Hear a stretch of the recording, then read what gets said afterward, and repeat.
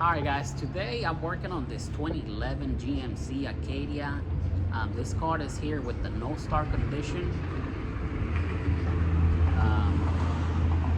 I'm not sure what happened to it, but today I'm going to go through it. I'm going to diagnostic and I'm going to try to figure out what went wrong with it and what caused I'm going to try to find the root of the problem, what caused for the engine to shut off, and well, I'm gonna show you how to fix this problem. I'm gonna be making a couple of videos about this car because I have to document everything that I'm gonna find in this vehicle. So I don't want to make this video long. I know some of my videos are really long, and so I'm just gonna make part 1, part 2, part 3. If you want to watch all of them, just stay tuned, and I will upload one right after the other. That way you can just keep on watching.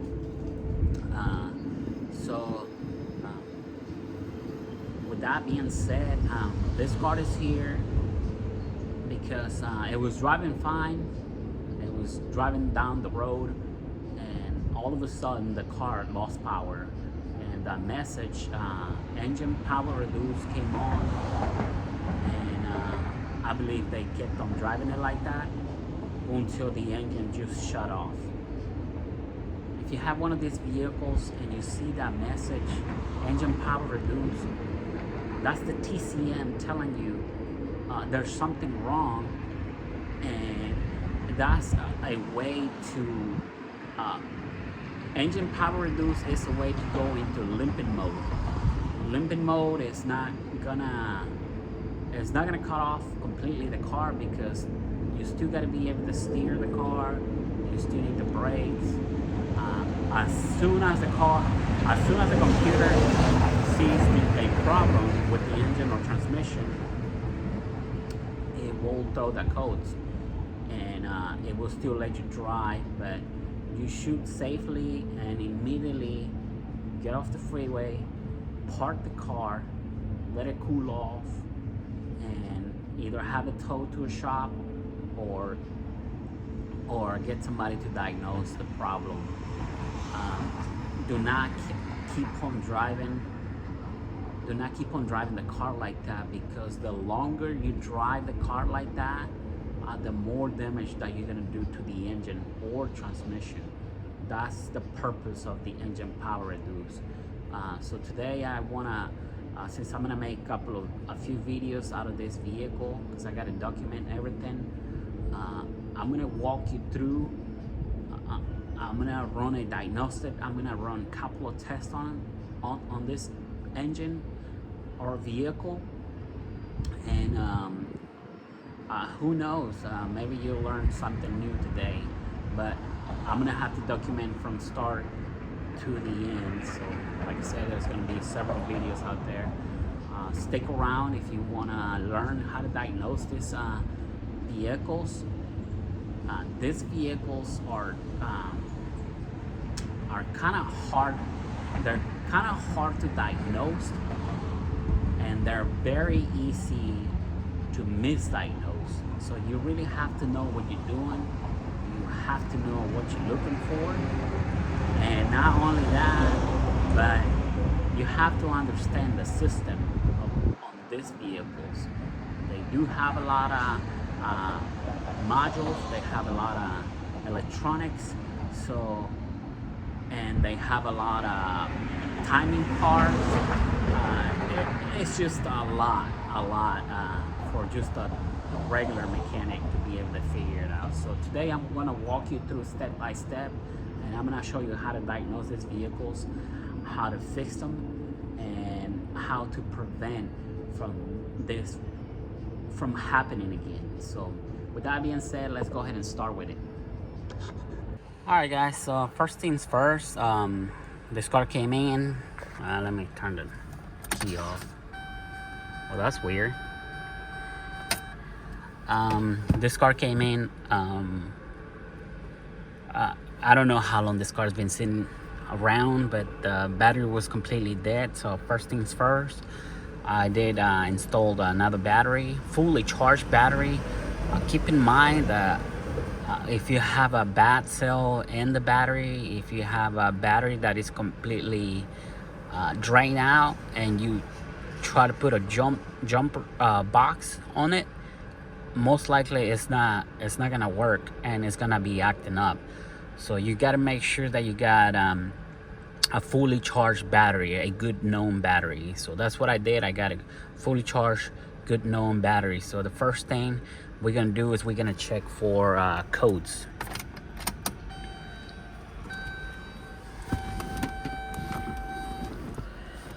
And let me see.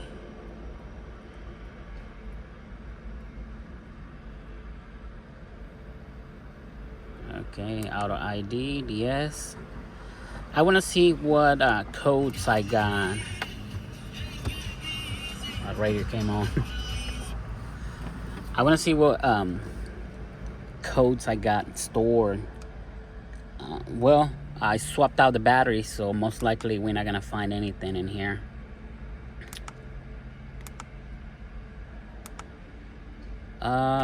Be up. That's what I thought. So that's gonna make it a little harder on us to diagnose this vehicle.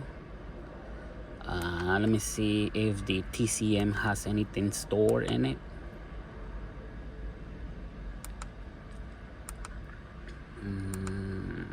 No codes.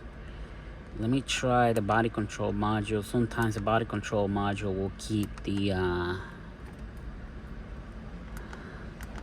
codes stored.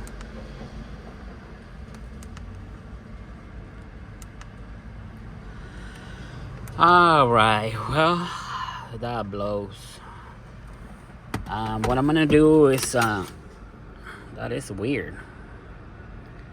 What I'm gonna do is I'm gonna just go to the basics. This is gonna be a little hard to diagnose because I have no codes whatsoever, and that makes it a little hard to diagnose. So basically what I'm gonna do before I start turning this engine over, I want to make sure that it's got oil. And indeed it's got oil. I want to make sure it's got water. I mean, not water, but coolant. Well, you know what I mean.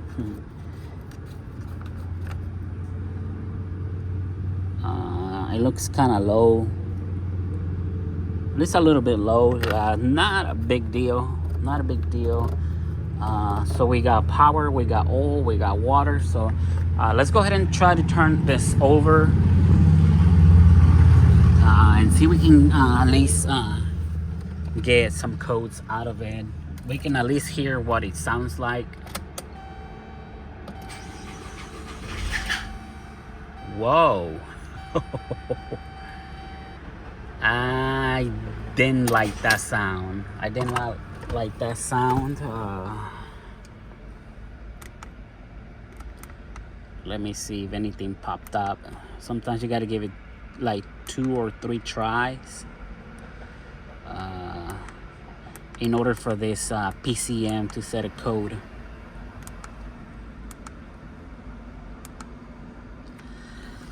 I did not like that sound. I'm gonna try it one more time and see what it does. It sounds like it wants to start. Yeah. Well,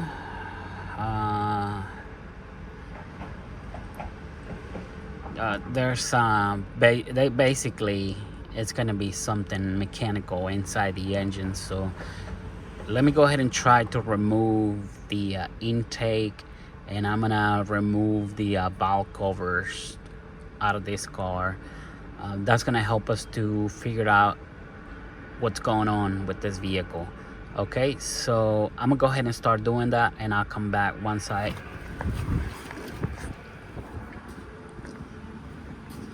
gonna have to remove all of this intake, and I'm gonna remove either this valve cover or that valve cover or both, and I'm gonna do like a quick inspection on it. I do not like that sound, so let me go ahead and start working on this, and once I got it all torn down for you, come back and show you what I found. Alright guys, I know I said I was gonna show you how to troubleshoot this vehicle. Unfortunately, that's not gonna be the case. As I was turning the engine, I could hear a really loud noise. So we have a mechanical problem in here. I decided not to keep on turning the engine. I mean, if the engine is ruined, it doesn't really matter if you turn it or not. It's already ruined. But I just decided to stop. I can hear the noise. It was loud. And right then and then, I knew I had a mechanical issue inside the engine. So that's why I just stopped troubleshooting, and I went straight to go ahead and pull the engine. And this is the way that it's supposed to be done. I know a lot of people do it a different way, but this is the proper way to get the timing or anything done to this engine. If you're gonna do like a cylinder head job, a timing chain job, or even if you're gonna work at the bottom, this is the proper way to do it. So what I'm gonna do is I'm gonna pull this out of here. I'm gonna sit it on the bench, and I'm gonna go ahead and tear down the engine. It's kind of late. I'm ready to get out of here. It took me quite a while to get this engine out of here. So I'm getting older and I'm getting slower. I remember I used to be able to do this type of jobs in like 2-3 hours, but now it's taking me a little longer. So just be patient with me. So the next step we're gonna do is we're gonna get this engine off the bench, and we're gonna start stripping it out, and we're gonna get to the bottom of it. So that's gonna be another video. So just stay tuned, and I'll see you on the next one. Alright guys, so I got here on the bench. This is a 2011 GMC Acadia. This car came here with a no start condition and a P0021 P0023. And it has to do with the timing, and I want you to take a look at something. Let me get a close up right here. Just keep your eyes on the I'm gonna move the camshaft and keep your eyes on the cam facer.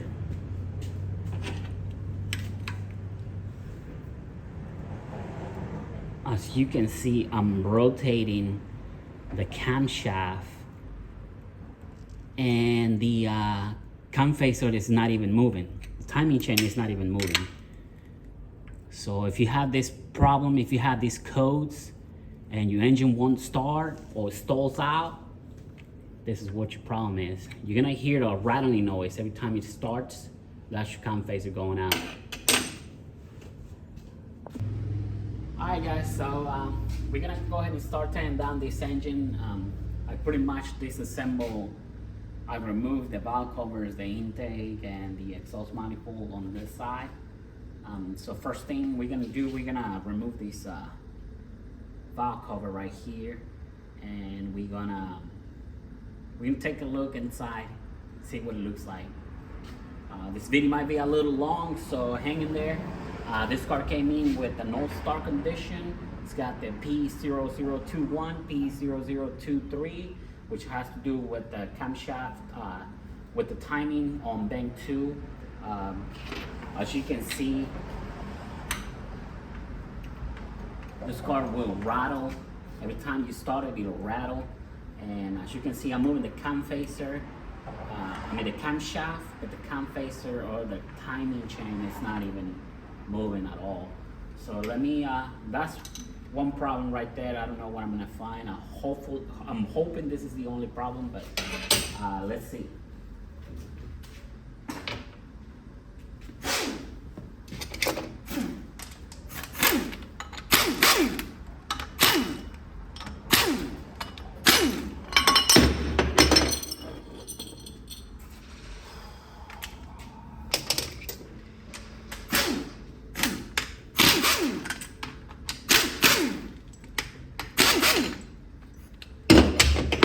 Notice that this bolt right here and this bolt right here, they're gonna be the same length. They start longer than the other ones. See those?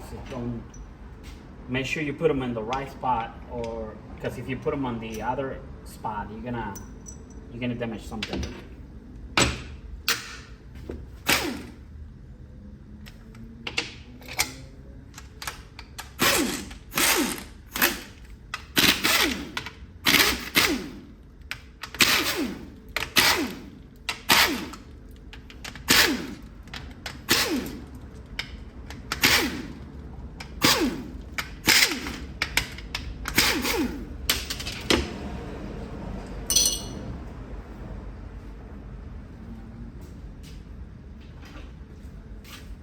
Somebody's been in here before, and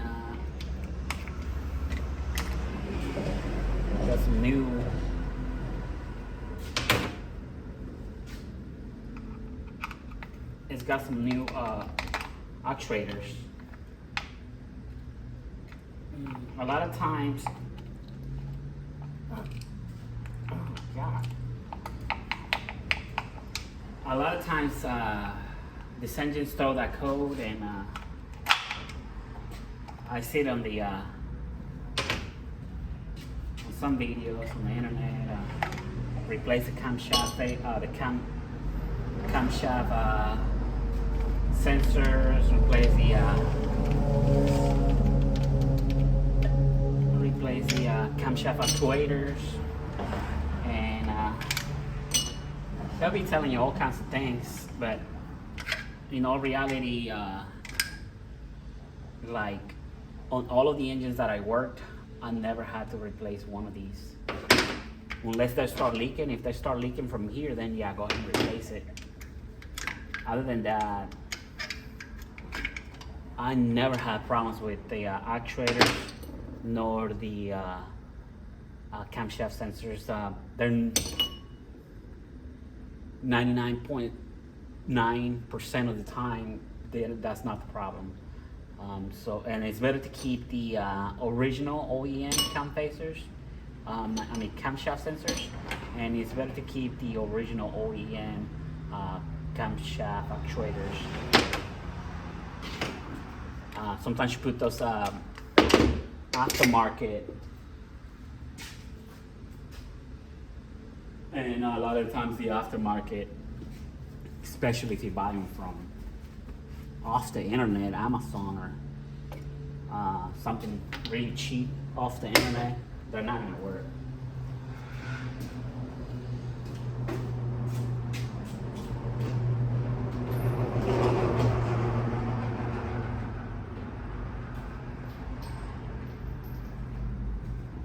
I'm gonna remove the pulley.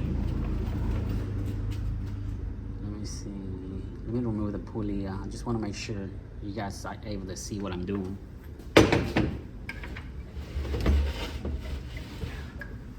This is a 19 millimeter.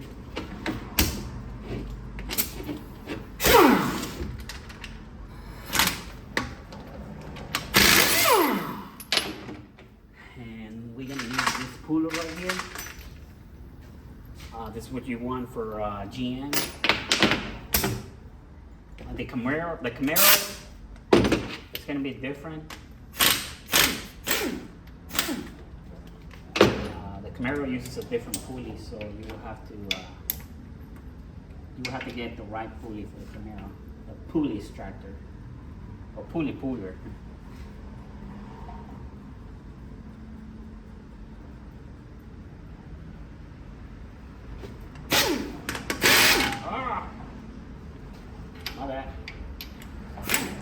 I went in reverse.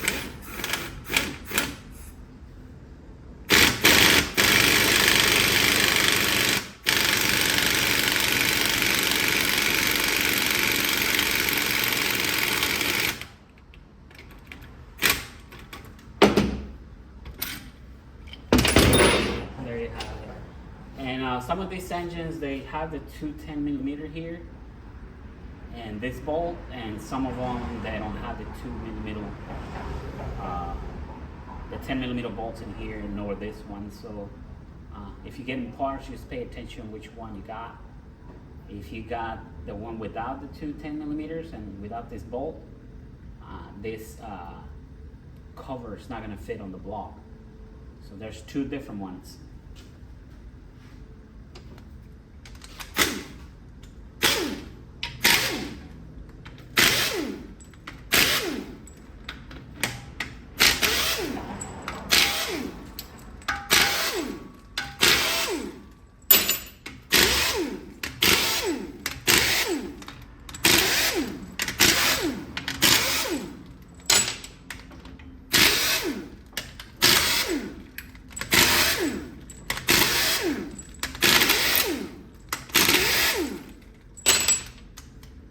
There's an 18mm right here.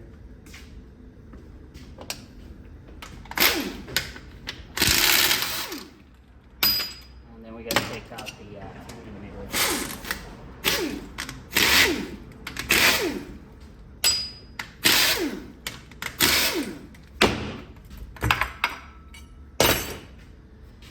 Alright, that should be it. We're ready to remove these bar cover. Let me see, let me take these off.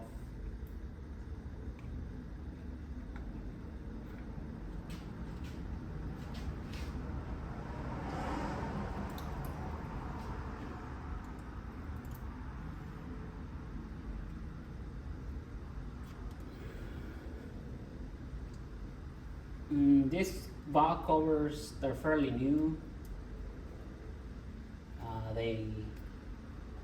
You can reuse them. But if you rip it, then you're probably better off getting a new one. And the reason why I like to put it over here on the bench is because every time you pull this valve cover and timing cover, it'll all of the coolant will come out. That's why I like to do it on the bench. I got a draining system, so it's not going to be all over the place. I missed one right here.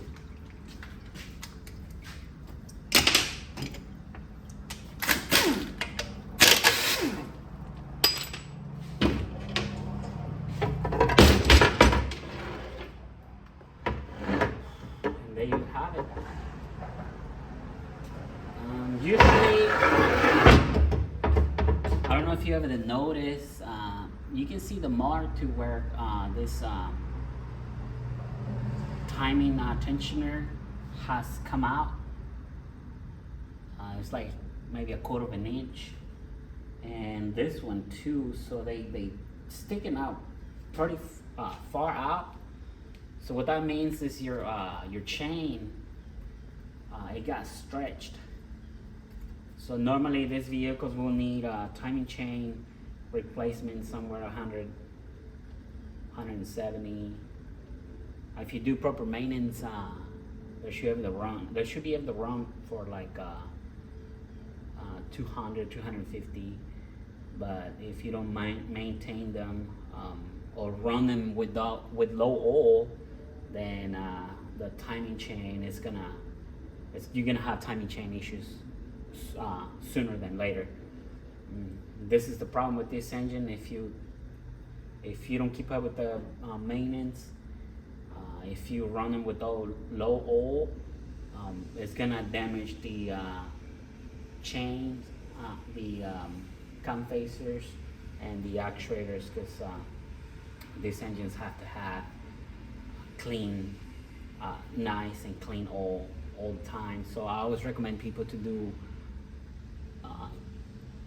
oil changes around 3,000 miles or 3 months, whichever comes first.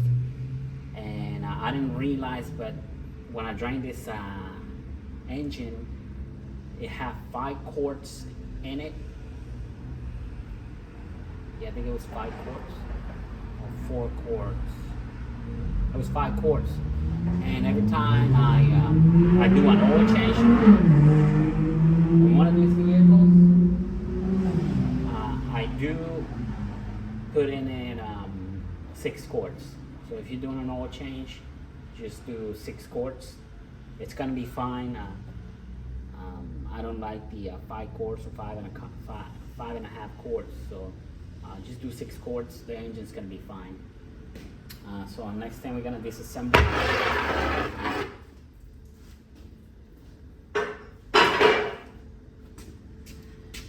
We're going to disassemble this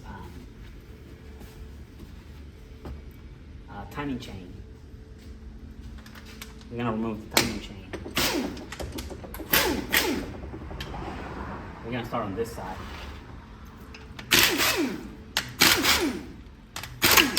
Woo! I forgot to mention that.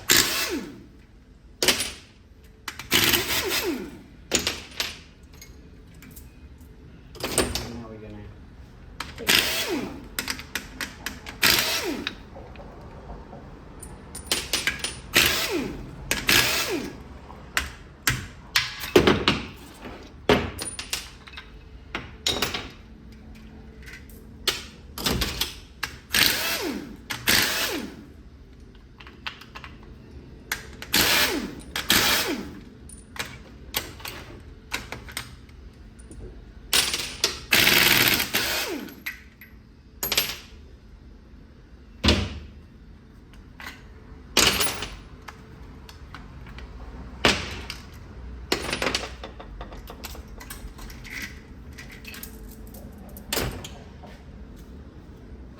I did find a little bit of metal in the when I was draining the oil, so I'm hoping we don't have any damage at the bottom.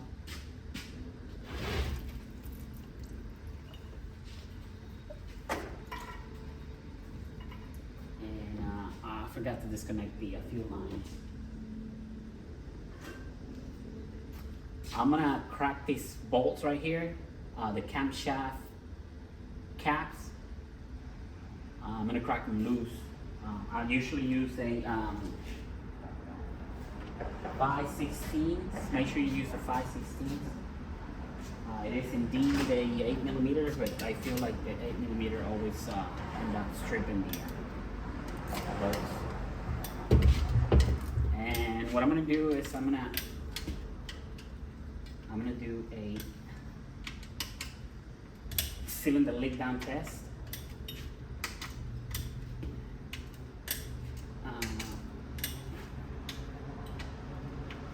And I'm going to remove the engine oil pan.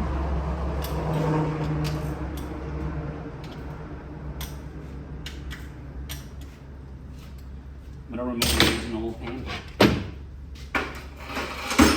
And I'm going to inspect the camshaft, main cap bearings and the piston rod bearings.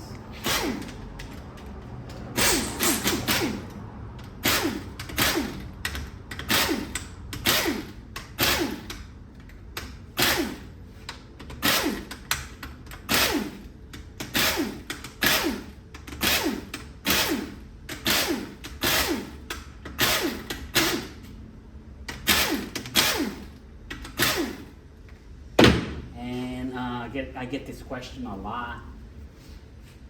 How do I know I'm in a top dead center? Or how do you know you're not gonna be 180 degrees off? On this engine, you cannot be 180 degrees off because none of the marks will match. So whenever you disassemble these engines, don't worry about too much where top dead center is. I know back in the days, every time we tear down an engine, we were supposed to bring the piston number 1 to top dead center and then start taking out our chain, our timing chain. But on this engine, that's not the case. You can start either way. You can disassemble this engine however you want. Don't worry about where top dead center is. But whenever you go put it back together, that's when you need to make sure all the timing marks are lining up. These are supposed to be locked in place. Once you shut off the engine, the cam face is supposed to lock in place. I didn't check the others. Maybe I should have. I should have, but I know we have a problem on this side. We don't have coats on this side, but we do have coats on this side. So it might be best to replace both of the cam facers, or if you have the extra money, go ahead and replace all 4 of them. That way you don't have to do this job again. And just make sure you keep your camshafts separate. You know, keep them in pairs. That way you don't get them mixed up. I mean, it's kind of hard to get them mixed up anyway, but it could happen. So just keep them separate, keep them in pairs. And that way you don't have any problems later when the engine is going to be put back together.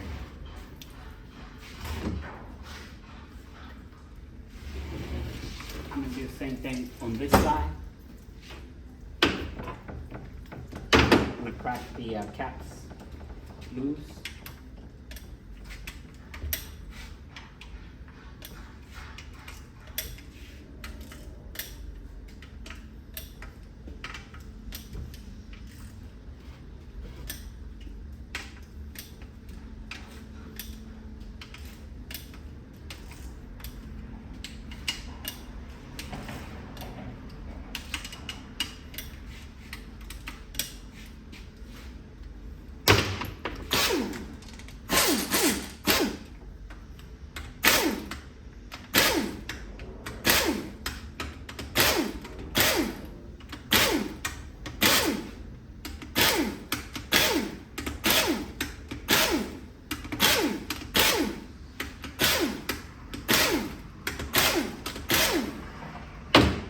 This is your first time doing this.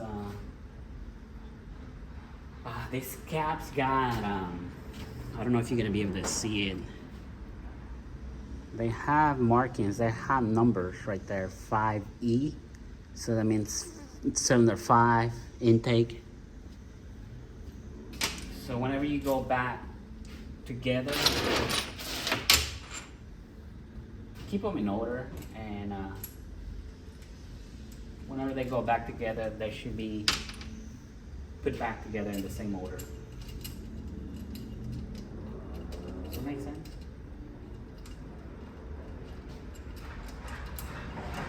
And your intake and exhaust camshaft, they are different, so don't mix them up.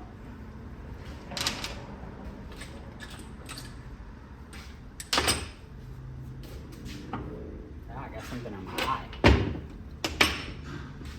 Alright.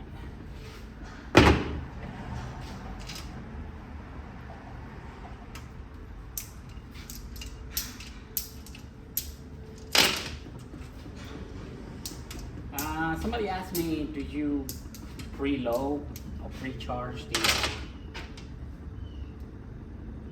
hydraulic lifters? You can if you want, but it's not needed. Pressure, oil pressure is instantly, it comes on instantly. It takes maybe 5-6 seconds, and the lifters are going to be charged immediately. If you got all lifters, if the all lifters are discharged, it'll take a little bit. It'll take maybe like 40 seconds or to a minute. Sometimes when you start these engines, they start rattling and misfiring, and they start acting up crazy. But that's just normal. That's because timing chain is not lubricated. The actuators are not. They don't have tension. and the hydraulic lifters are drained out.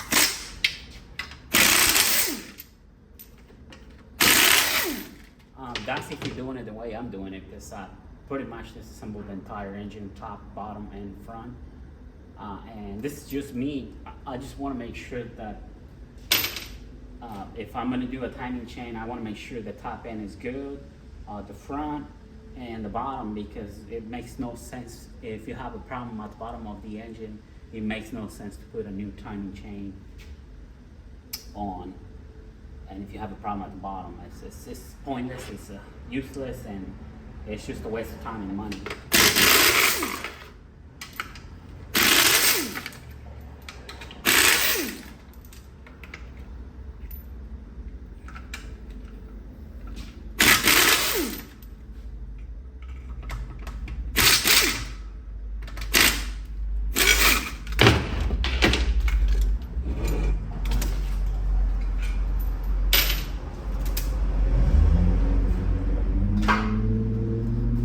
These gaskets these exhaust manifold gaskets, they can be reused.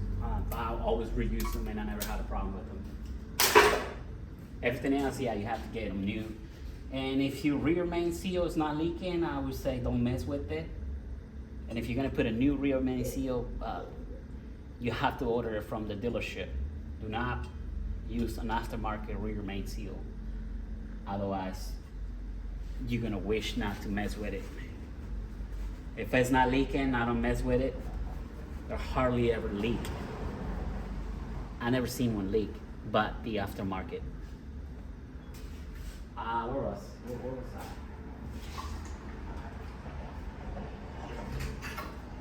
So if I was you, I would just leave it alone. If it's not leaking, just leave it alone. Well, let me go ahead and do a leak down test before I start taking all these.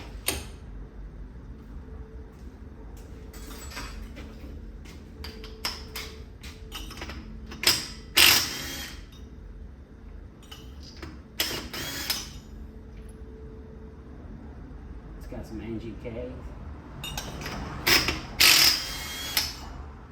This engine has quite a bit of work. Somebody should replace the spark plugs. The owner replaced the spark plugs, the solenoids, valve cover gaskets, and water pump. And he did a lot to this vehicle, trying to keep up with the maintenance, and that's pretty much what you want. You want to keep up with the maintenance. That way you don't have any issues later down the road. So let me go ahead and run down and cylinder leak down test. I'm gonna start the compressor. I'm gonna put you on a pause. I'm gonna set everything and come back with you. That way we don't waste too much time and we don't make this video too long. All right guys, I'm back. I got my gauges. I got my air hose hooked up, and I'm gonna do a leak down test. This is my number one suspect right here. I seen it on about, I think, 3 or 4 engines that this cam facer goes out, and the reason this is the long cam facer right here, and it drives the pump.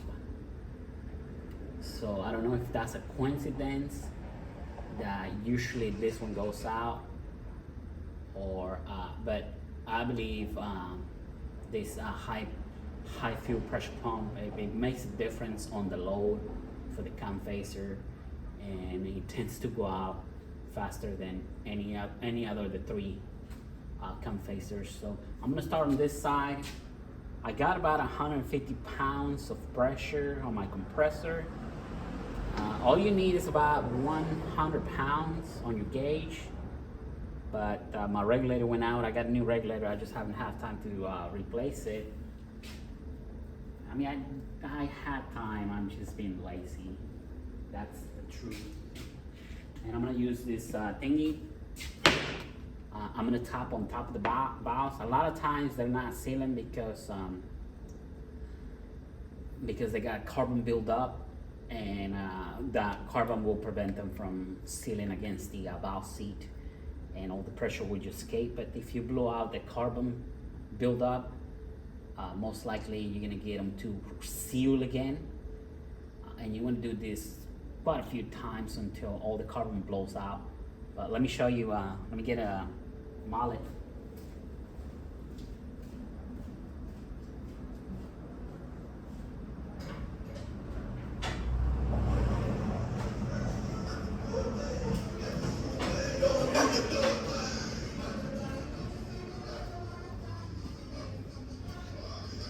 If this is your first time doing this kind of job, guys, make sure you keep all of your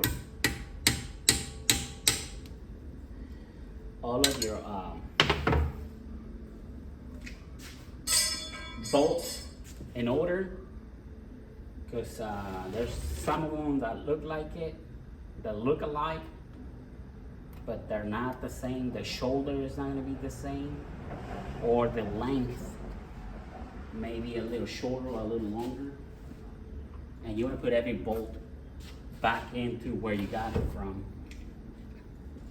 Alright, so we are on the red, so that's not good. I'm suspecting that the valves may be bent on the exhaust,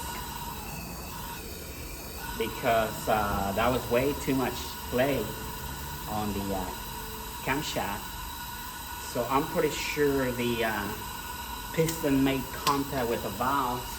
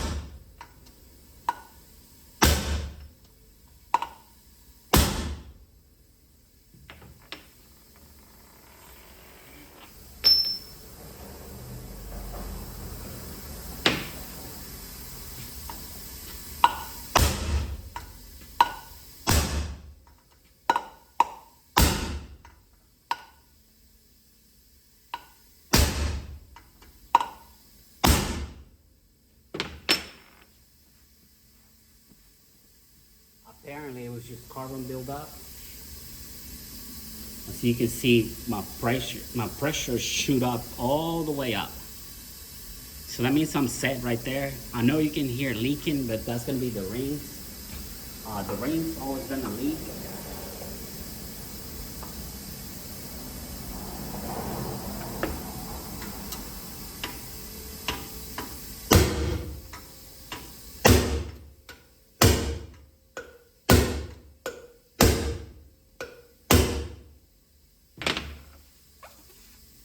Still leaking a little bit, but the exhaust valves, they're always gonna leak, no matter what.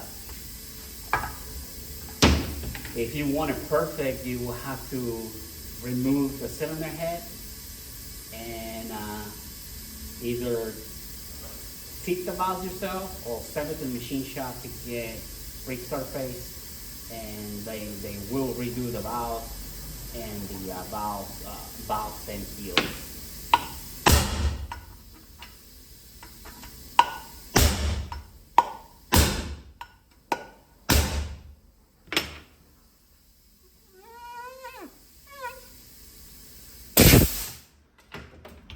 So we're good in there.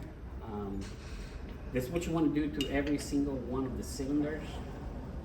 Just got to make sure that they're seating right.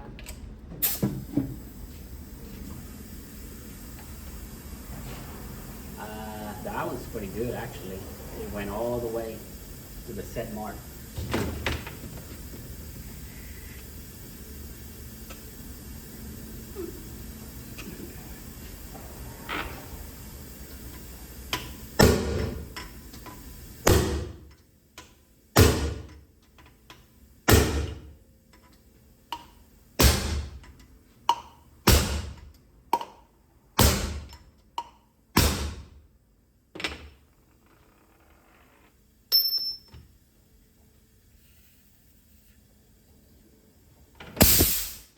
looks pretty good. You're not gonna get a perfect score, you know, as long as your intake valves are not leaking and your exhaust valves are leaking a little bit, you should be all right. And I mean a little bit. You don't want to, if you hear it, if you hearing the exhaust valves leaking and you're not building any pressure, oh, I like that.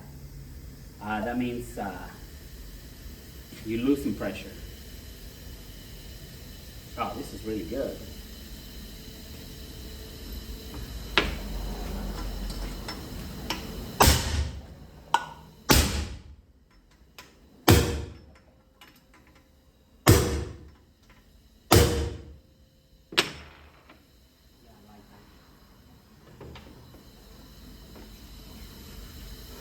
So we got a perfect set. It's holding pretty good compression. So this side, I was a little worried about this side, but now I'm feeling confident that this is going to work. That's one test. We still got to remove the engine oil pan to check at the bottom. As you can see, the rear main seal is not leaking.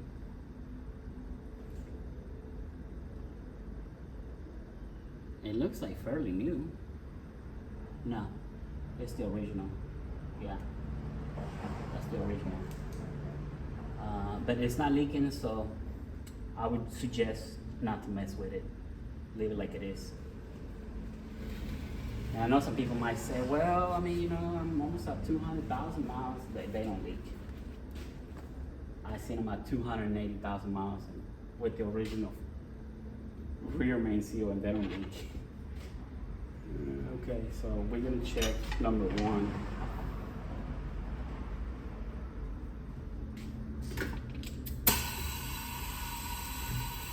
Yeah. So this is on the red. So we got a lot of pressure escaping. And it's the exhaust valves again.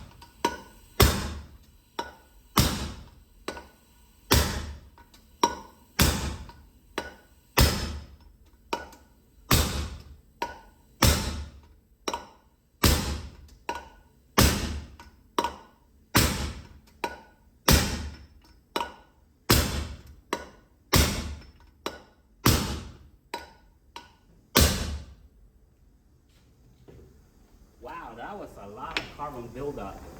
Look at this. And a lot of times that's what happened to these engines. They get a lot of carbon buildup around the valves. And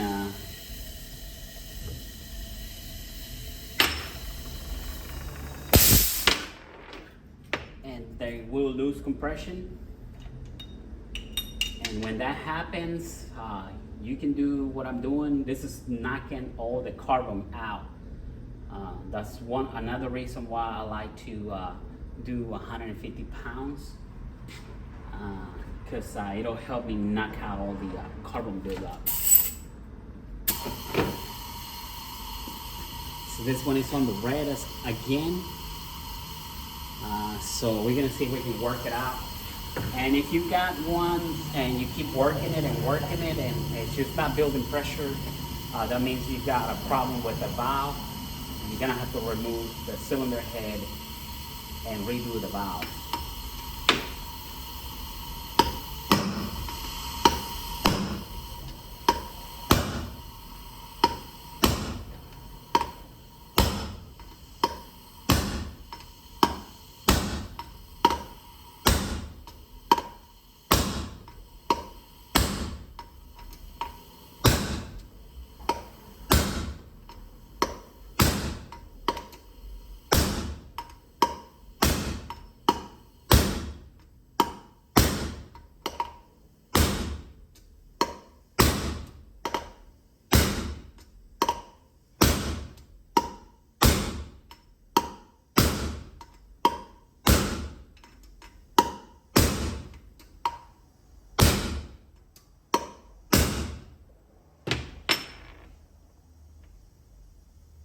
As you can see now, we are set.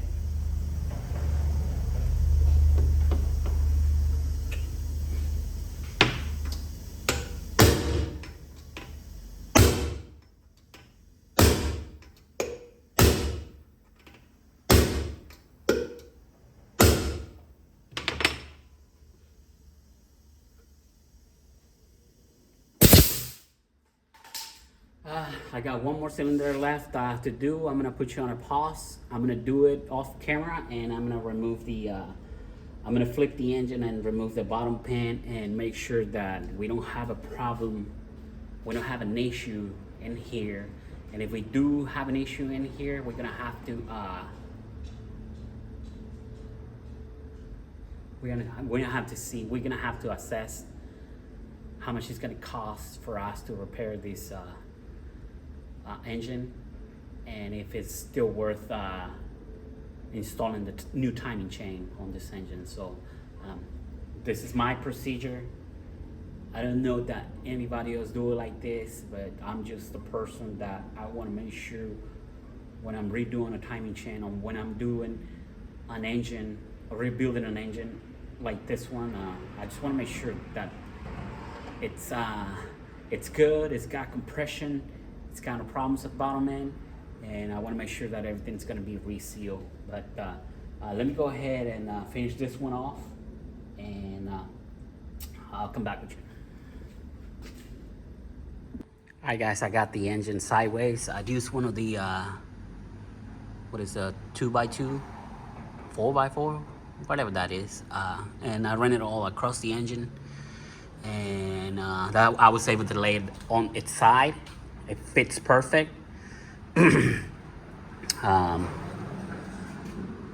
I see that's I would say wear, but I'm not gonna say like normal wear. I think that's a little more than normal. But usually all of the 3.6s, if you remove the oil pan, they're gonna look like this. This is why it's very important to do maintenance, guys, on these vehicles. As you can see, like the rods, they don't look damaged, or sometimes when they seize, they had this coloration, but all of them seem consistent on appearance and color. Like I said, I wasn't able to remove start the engine because I didn't want it to inflict any more damage to it if it was already damaged. And this is the pickup tube. I think I see a flake right there. I don't know if you ever see it. There's like a small flake. I don't know where that might be coming from. I hope that's not a bearing part of it. And I don't look too bad. So what I'm gonna do is I'm gonna remove one of these caps, the piston rod bearing cap right here. Let me go ahead and remove it. Let me put you on a pause. Let me see. Maybe I can put you right here. Like right there. We're gonna remove these two right here.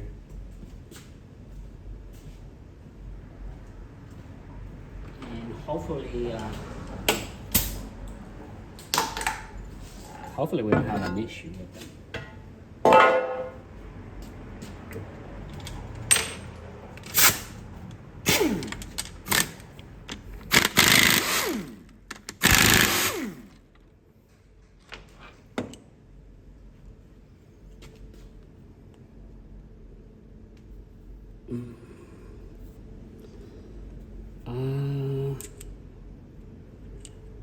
That looks a little excessive.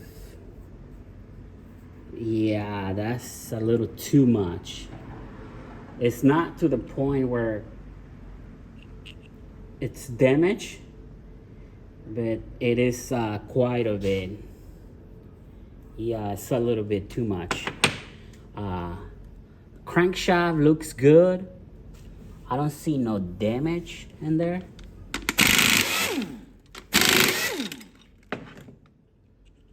Oh yeah.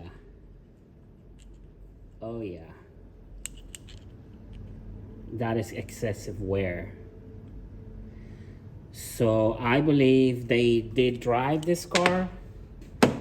It was having this issue and they continue to drive this vehicle like that.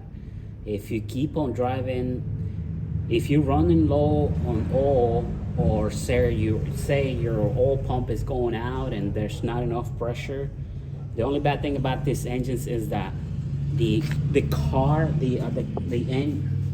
computer system itself will not tell you if you got low oil pressure until it's too late.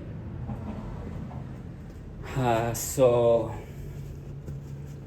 if you notice you have an issue, your engine power reduce comes on, and if you keep on driving with this issue, this is what's gonna happen. So as soon as you see that engine power reduce, just go ahead and shut it off. Try to don't continue to drive, just pull over, shut it off, because otherwise, if you have an oil issue, this is what's gonna happen. And this is the reason why I do it like this, because it's not smooth anymore. All the coating at the top is gone. So if we install a timing chain on this engine will run maybe for a couple hours, and then it's gonna go out. So at this point, I'm gonna stop right there, and I'm gonna talk to the customer and see what he wants to do. Either we replace all the, we polish the crankshaft and we replace all the bearings. And if we do that,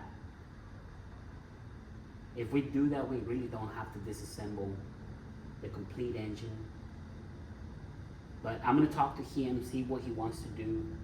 Because if we're gonna go this far, it might be better off to remove the cylinder heads, clean them, reseat the valves, put new seals, stamp valve seals, and just pretty much like freshen it up.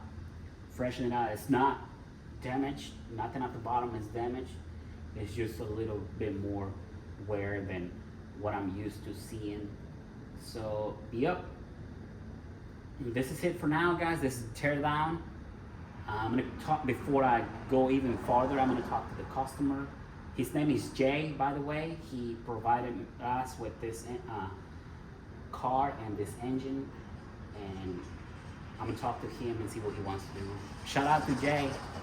I know you're not here. You're probably way far, but this is what's going on right now with this engine. Not only we need the timing chain, but we also gonna need a little bit of work on the bottom end. We can get away with just removing the crankshaft, not removing the heads. Everything at the top turned out to be fine. We do have enough compression, so we can just remove the crankshaft, go ahead and slap, polish the crankshaft, and go ahead and slap new bearings. So this is it for now, guys. This is our issue. These engines are rebuildable.